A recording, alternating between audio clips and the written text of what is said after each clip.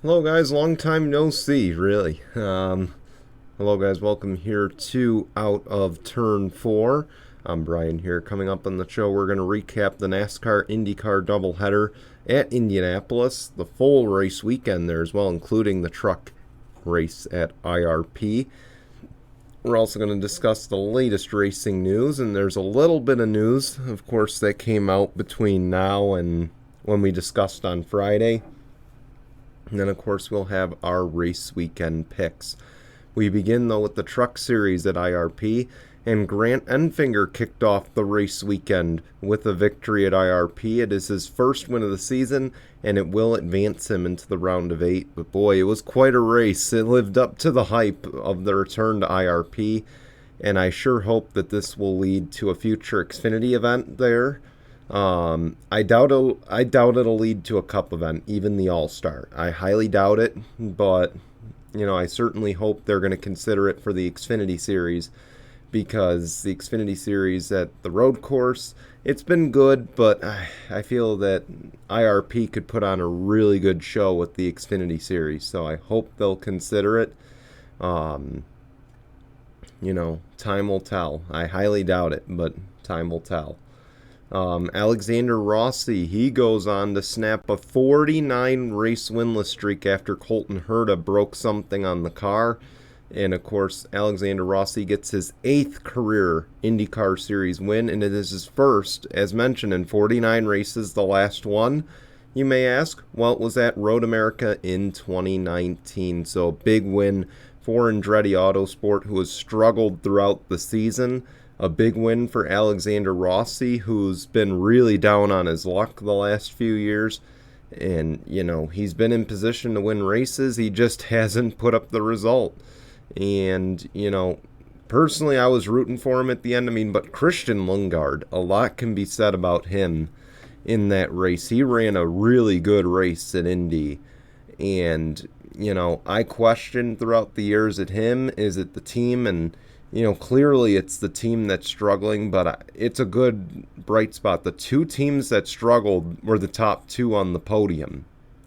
So I think that says a lot about their performance at the Indy road course. Um, but again, for Andretti, who's supposedly one of the big three in IndyCar, to see them get back to victory lane is huge, and with someone other than Colton Herta, because Herta's been their success story the last few seasons. So it's good to see that someone else is now getting to victory lane for the team. Of course, immediately following the IndyCar race was the NASCAR Xfinity Series, and they also ran on the road course. AJ Allmendinger delivered yet another Kaulig victory at Indy, this time, of course, in the Xfinity. It is his 8th career, his 13th career win. Sorry, I was still reading the Rossi one. His 3rd win of the year, and of course, no surprise. Kaulig is so good at the road courses and the super speedways, but it's good to see them continue their success, especially AJ. AJ's a fun one to watch when he wins. Of course, good run for him, and of course this will certainly help him in his pursuit of Ty Gibbs, who of course is the championship leader, I would imagine, at this point in the season. Tyler Reddick, a dramatic win in the NASCAR Cup Series race on the road course. It is the 2nd win of his season and career, of course, but it doesn't go without saying, of course, this was a wreck fest. If you watch the final 20 laps, it was a mess. The overtime restart, they were sliding, they were banging going into turn 1. Turn 1 was a disaster, okay? Turn 1 was everything turn 1 lived up to be. And these guys went nuts on the overtime restart. Ross Chastain, who we thought was battling for the win. Of course, we have not seen a penalty for anyone using the access road. And Ross Chastain used it because he couldn't make the corner, and ultimately got a 30-second time penalty for using that access road. Even though the access road is a longer way around. And of course, it was well deserved, unfortunately. Um, you know, it was just well deserved. He did use the access road. He kind of used it to advance his position. In a way, I look at it like the double yellow line rule, how they don't want anyone going below the double yellow line at Daytona and Talladega to advance positions. To me, that's out of bounds in a road course. Um, Even if it is the longer way around, I would say still, but the fact that that was really the only penalty outside of Austin Dillon's for cutting that corner or using that access road, I do believe that, um, I heard Bob Pockris say that they are considering a rule for next year. I would say the rule should be stop and go, or the rule should be you cannot advance your position using the access road. So if you use the access road to advance your position, that's an automatic. You have to give it back, or it's an automatic penalty. I think that's the fair way to go about it. Um, and I got to give credit to Ross. Of course, everyone's been slamming him for how he's been racing, and he absolutely deserves it. Some of the credit for that. But what I will say is he didn't wreck the 8 battling him. Of course, the 8 didn't wreck the 1 either, which I expected. I was sitting there in the final laps. I was texting my friends. I'm like, oh man. I'm like, Austin Cindric is in the right position to make something happen because these two aren't going to race clean.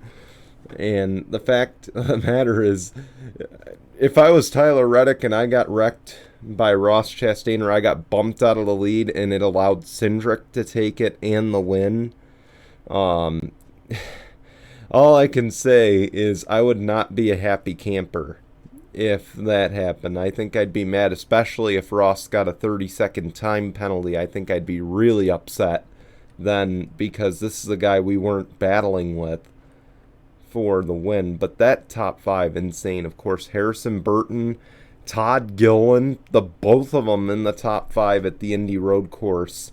McDowell, another strong finish, but McDowell needs a win. He may need 2 wins to get in just to erase that 10-point playoff penalty. Ryan Blaney was going for it at the end too, got dumped. I think Bubba Wallace also got a top 5. So, to all the haters out there, that was pretty impressive. Especially on a road course, the fact that he survived it. I mean, we know Bubba is no road course racer. He's been very adamant about how much he dislikes him.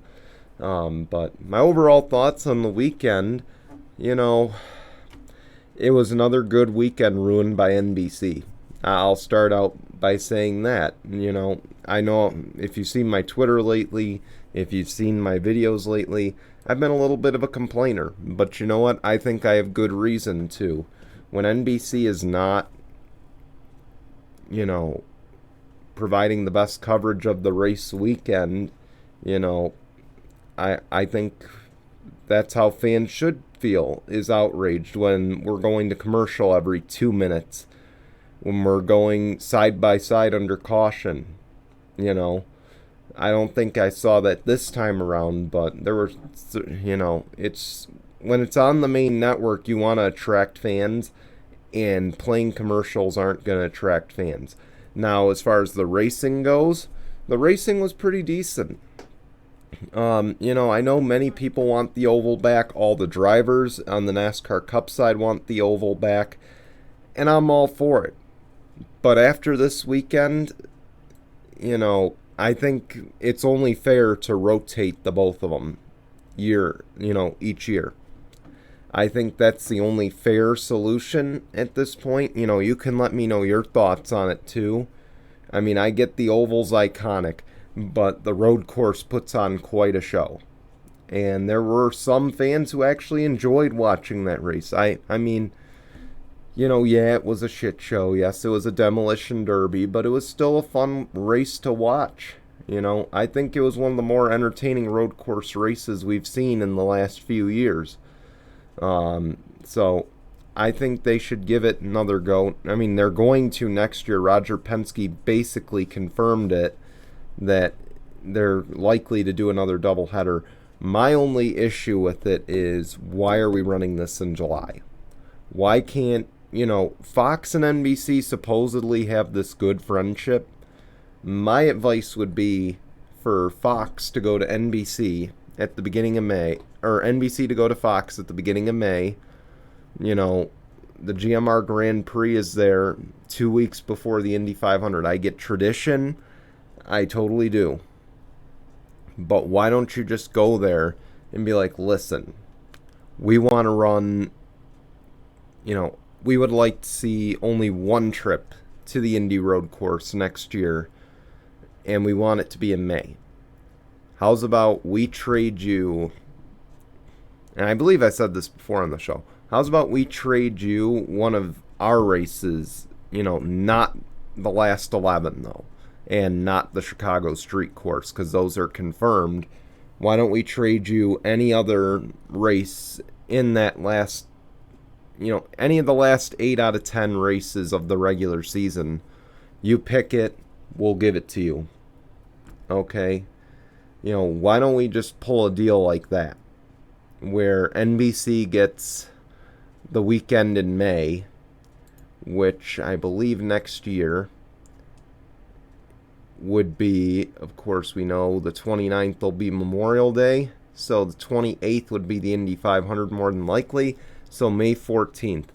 So whatever race comes after Mother's Day, maybe it's Dover, maybe you trade it, and maybe Dover goes to later in the year, and you just say, hey, NBC, or hey, Fox, we want to trade you so we can give prime coverage of the Indy NASCAR doubleheader next year in May. We want to headline it in May.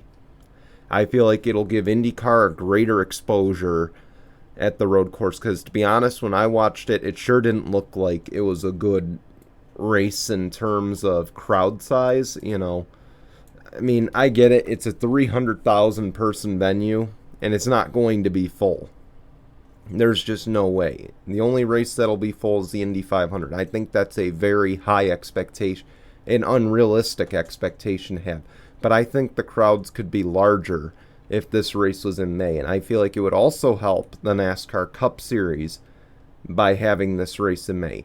The other thing I would say is, why not have IndyCar lead in to the NASCAR Cup race instead of having it on a Saturday?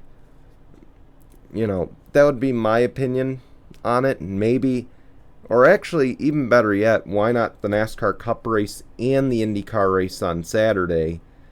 And you say, look, because again, it'll be leading into the NASCAR All-Star break, and then, of course, the All-Star race. The All-Star break, and then the Coke 600 for the Cup Series.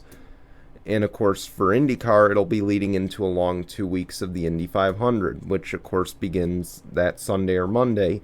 So why not do the IndyCar race at noon, or the NASCAR Cup race at noon on a Saturday, and then do the IndyCar race or the NASCAR Cup race? Whichever one you want to lead off with, do the other one immediately following. I think that would be a great idea. Let me know your thoughts on that. But to me, and I said it before, I'll say it again, if you have a 17-18 race schedule, you should not be leading, or you should not be going to a track twice a year. And that goes for Iowa too. And I get Iowa put on a decent show. They sold a lot of tickets, but there's no reason to be running a track twice in an 18 race span. In a 36 race span, I totally understand it. Again, I'm more okay with that one. But in an 18 race schedule, you should not be visiting a track twice. Absolutely not. So, those are my thoughts on the race weekend. On to the news. Erik Jones and Petty GMS have inked a long-term extension. Of course, he was also my pick to return to that team next year. I figured it would be a multi-year deal. If you watched our silly season special, I expected it to be long-term, but maybe there's a possibility RCR buys it out next year, but or for 2024. But nonetheless, I think it's good for Erik Jones. Of course, he's been, and no hate toward Bubba. There's absolutely no hate toward him when I say this, but Erik Jones has been the best driver in that car in the last handful of years, and it's good to see him get locked up long term with the team. I just hope they can find good sponsorship besides just Focus Factor. I hope they can find a lot more to continue this run for years to come if, of course, my prediction isn't right about the possibility of Erik Jones going to RCR in 2024. We have a signing and we have a departure. Brett Moffitt and Our Motorsports have parted ways following Indianapolis. This one goes down as a shock. I did not see this one coming. But at the same time, looking at Brett Moffitt, he really hasn't been competitive in that ride. And this team, of course, brought him on as the Truck Series champion, as a former Cup Series Rookie of the Year. They brought him in to be kind of the guy to build this team. And in a way, they've made some progress. But I don't feel, for a 3-car team with an RCR backing, that they've had, and I think they look at Junior Motorsports. I think they've looked at RCR, and they looked at Big Machine Racing, who fields the 48. And I think they said, well, where are we lacking? Because we've got Jeb Burton, another seasoned veteran, loaded with talent, loaded with experience. Obviously they got the young driver in Anthony Alfredo. Where are we not hitting our marks? And, maybe this was just kind of where they're like, well, Brett Moffitt's done a good job for us, but we feel we need more experience. Or maybe they needed a cheaper option. That's a possibility too. But, of course, Brett Moffitt, 29 years old, once again going to be on the free agent market. They had announced they weren't going to announce a driver until, a little bit later, but the entry list came out, and Blaine Perkins will be the driver of the O2 going into this weekend at Michigan. Of course, if you don't know Blaine Perkins, if you don't know Blaine Perkins, he drove for this team last year. He also drives for CR7 Motorsports in the Camping World Truck Series. And, of course, he's run all 17 races for them with a best finish of 18th. So I don't think I like this move. This is definitely them trying to get a cheaper option behind the wheel. So I can't say I like this one. The Truck Series, they do have...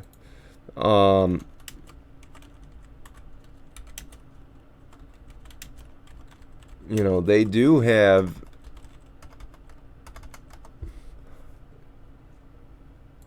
some talent in the Chevy camp.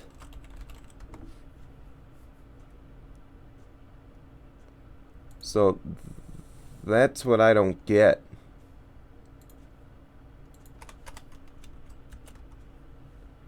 I'm sorry, I'm trying to look up the driver list. So, of course, Blaine Perkins, he's running for Rookie of the Year. Grant Enfinger's in the Chevy camp.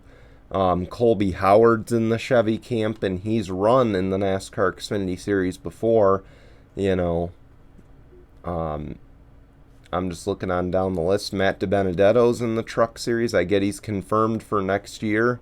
Maybe they are trying to look ahead to next year. I get Kaz Grala is currently under contract with another team, so that's not my concern. I won't worry too much about that. But I do have to point out that, again, I think there were better options. Colby Howard, again, running in the Truck Series. He's not running for a championship right now, so maybe they should have considered him over Blaine, but they apparently see something in Blaine Perkins that we don't see. So all the power to them. As we move on to our next story, of course, Takuma Sato and David Malukas have both been confirmed back at Coyne for 2023, with the third entry possible. I believe they are looking at Stingray Bob from the Indy Lights series. And of course, this is big for them. Takuma's been a big help in developing this team. I think he's going to help them take that next step. And he's also going to help David Malukas. And of course, all the rumors were surrounding David Malukas as well as Callum Ilott. We know that Al Ilott was going to potentially go to Ganassi next year to replace Alex Palou. We knew Malukas was a possibility. I believe someone mentioned him getting loaned out to Chip Ganassi Racing, but it looks like both drivers will return, and that bodes not so well for Chip Ganassi Racing. But there is one highlight for Chip Ganassi Racing, and that is Rinus VeeKay is now allowed to negotiate with other teams. So I imagine Rinus VeeKay will be at the top of their list, as mentioned when we did our IndyCar Silly Season special a few months ago, or within the last month or two. I had said Rinus VeeKay is the top free agent, in my opinion, that's available for 2023. But for Coyne, I think this is good for consistency. I think this is good for them to build this team up a little bit more in the future. Again, Sato's the perfect guy for it. And Malukas is a young, talented driver. He's honestly had a really good second half of the year so far. He has been really good. And, certainly for him to get another year with Coyne, maybe another 2 years, who knows? But at least one more year there, I think, is good for him in terms of his development. And maybe, again, we're seeing what's going on at Andretti. Maybe they don't figure it out in 2023. Maybe they go out and try to sign David Malukas, so they get a nice young driver with talent for that 29 car maybe. We know Kyle Kirkwood's going there. I imagine he will have a much better second season than the first season. But again, I'll cover that when IndyCar 2023 season begins, whenever they decide to begin it.